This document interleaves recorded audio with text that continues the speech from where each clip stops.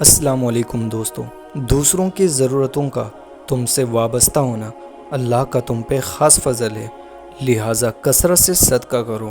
دوستوں، سمجھدار بیوی وہ ہوتی ہے جو زندگی کے معاملات میں خاوند کو بڑا بنا کر رکھے، کیونکہ خاوند کو اللہ نے مرتبے میں بڑا بنایا ہے۔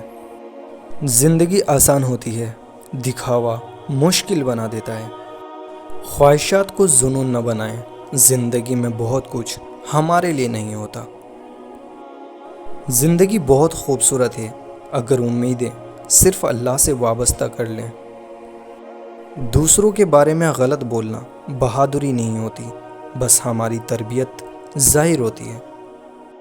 دوستوں، بعض رشتے ایسے ہوتے ہیں جنہیں مضبوط کرتے کرتے انسان خود ٹوٹ جاتا ہے۔ مومن آدمی آزمائش کے بعد نکھر جاتا ہے اور منافق بکھر جاتا ہے۔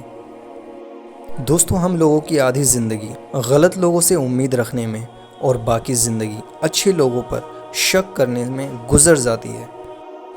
تم کیوں مشکلات کی زندگی پر غم کرتے ہو؟ کیا تمہیں علم نہیں کہ خدا اپنی پسندیدہ لوگوں کو آزماتا ہے؟ دوستو، حضرت علی نے ارشاد فرمایا، صرف دو لوگ مقدر والے ہوتے ہیں، ایک وہ جنہیں وفادار دوست ملتا ہے اور دوسرا وہ جن کے پاس ماں کی دعائیں ہوتی ہیں۔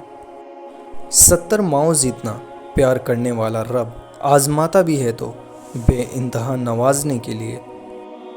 اتنا درد نہ دیا کرے زندگی، ہر کسی کے پاس ہمدرد نہیں ہوتا۔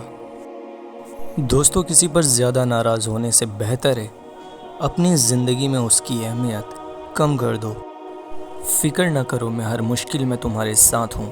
یہ جملہ کثرت سے وہ لوگ بولتے ہیں جو ضرورت پڑنے پہ کبھی بھی میسر نہیں ہوتے۔